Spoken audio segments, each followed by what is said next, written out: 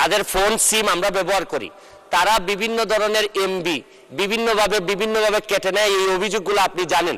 এইগুলা আমরা and user যারা তারা ফোন কোম্পানির সাথে আমরা কুলায় উঠতে পারি না। যত প্রভাবশালী যত বড় কোম্পানি হোক তাদেরকে আমরা আর্থিকভাবে ফাইন করব, তাদেরকে আমরা আইনের আওতায় আনবো। মাননীয় সদস্য সৈয়দ সাইদুল হক হবিগঞ্জ 4 সম্পূর্ণ প্রশ্ন করুন।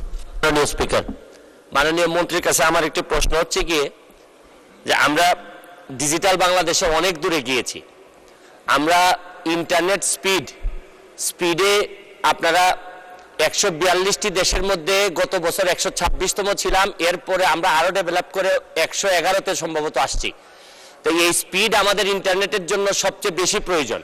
এই স্পিড বাড়ানোর জন্য নেক্সট কি কার্যক্রম এবং স্পিড না থাকার কারণে মাননীয় মন্ত্রী আপনারা আমাদের যে ফোন অপারেটর যাদের ফোন সিম আমরা ব্যবহার করি তারা বিভিন্ন ধরনের এমবি বিভিন্নভাবে কেটে নেয়। এই অভিযোগগুলো আপনি জানেন।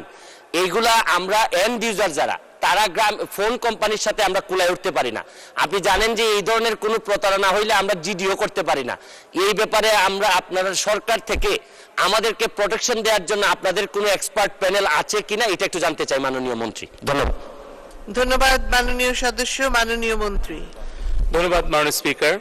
মাননীয় স্পিকার, মাননীয় সংসদ সদস্য মহোদয় 3টি বিষয়ের অবতারণা করেছেন, খুব গুরুত্বপূর্ণ। প্রথমত হচ্ছে যে আমাদের ইন্টারনেটের স্পিড। আমি আনন্দের সাথে বলতে পারি যে বাংলাদেশে ইন্টারনেটের যে ব্যয় মূল্য এটি পৃথিবীর অন্যতম আর কি সস্তা দামে আমরা ইন্টারনেট কিনতে পারি, যার অবদান আমাদের মাননীয় প্রধানমন্ত্রী জননেত্রী শেখ হাসিনার এবং মাননীয় আইসিটি উপদেষ্টা সজীব ওয়াজেদ জয়ের। কারণ আজ থেকে 15 বছর আগে বাংলাদেশে ইন্টারনেট ব্যবহারকারীর সংখ্যা ছিল মাত্র 50 লাখ মাননীয় স্পিকার, এবং তখন ইন্টারনেট পার এমবিপিএস এর দাম ছিল 85,000 টাকা, এবং ঢাকার বাইরে কোনো ব্রডব্যান্ড কানেক্টিভিটি ছিল না। মোবাইল নেটওয়ার্ক তখন, এখন যেই 5th জেনারেশনে আমরা আছি এটা কিন্তু 2nd জেনারেশনে ছিল, অর্থাৎ মোবাইলে আমরা ইন্টারনেট ব্যবহার করতে পারতাম না। সেইখান থেকে কিন্তু এখন ইন্টারনেট আমরা পার এমবিপিএস 50 টাকায় নামিয়ে আনতে পেরেছি, এবং বাংলাদেশি ইন্টারনেট ব্যবহারকারীর সংখ্যা 13 কোটিতে উন্নীত করতে পেরেছি, এবং ঢাকা থেকে বিভাগ, জেলা, উপজেলা হয়ে এখন ইউনিয়ন, এমনকি আপনি যদি প্রত্যন্ত চর কিংবা দ্বীপ কিংবা পাহাড় যেখানেই যান, বাংলাদেশের 98% ভূখণ্ড এখন 4th জেনারেশন মোবাইল নেটওয়ার্ক আওতায় এসছে। এখন 19 কোটি সিম ব্যবহারকারী।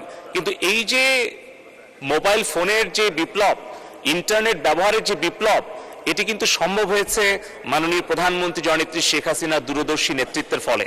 2008 সালে যখন ডিজিটাল বাংলাদেশের ঘোষণা দেওয়া হয়, তখন কিন্তু এই মোবাইল ব্যবহারকারীর সংখ্যা, ইন্টারনেট ব্যবহারের সংখ্যা অত্যন্ত নগণ্য ছিল। সেখান থেকে আমরা এসেছি, এবং 1998 সালে যখন মাননীয় প্রধানমন্ত্রী মোবাইলের মনোপলি ভেঙে দিয়ে 4টি কোম্পানিকে উনি লাইসেন্স প্রদান করেন, তার ফলেই কিন্তু আজকে আমরা এই মোবাইলের সম্প্রসারণ এবং সাধারণ দরিদ্র মানুষের কাছে স্বল্প মূল্যে মোবাইল ফোন এবং ইন্টারনেট পৌঁছে দিতে পেরেছি। দ্বিতীয় যে অংশটি হচ্ছে যে আমরা গতকালকেই আমরা আমাদের বাংলাদেশ টেলিযোগাযোগ নিয়ন্ত্রণ কমিশনের উদ্যোগে আমরা একটি গণশুনানির আয়োজন করেছিলাম, যেখানে ফিজিক্যাল এবং ডিজিটাল মাধ্যমে 3000 জন প্রশ্ন জমা দিয়েছিলেন। 3 ঘন্টা ব্যাপী আমরা শুনানি করেছি।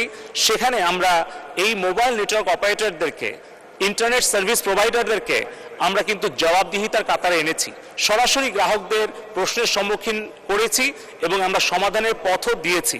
এবং তৃতীয়ত যেটা আমি বলবো যে আমাদের যে ভবিষ্যতে যে পরিকল্পনা, সেখানে অবশ্যই যে কোনো গ্রাহক, তিনি সংসদ সদস্য হন অথবা সাধারণ একজন নাগরিক হন, কৃষক হন, শ্রমিক হন, তারা যদি আমাদের বিটিআরসিতে অভিযোগ করেন, তাহলে সেই মোবাইল নেটওয়ার্ক অপারেটর কিংবা ইন্টারনেট সার্ভিস প্রোভাইডার যত প্রভাবশালী যত বড় কোম্পানি হোক তাদেরকে আমরা আর্থিকভাবে ফাইন করব, তাদেরকে আমরা আইনের আওতায় আনবো, এবং আমাদের সেই আইটি অডিট টিম রয়েছে, ফাইন্যান্সিয়াল অডিট টিম রয়েছে।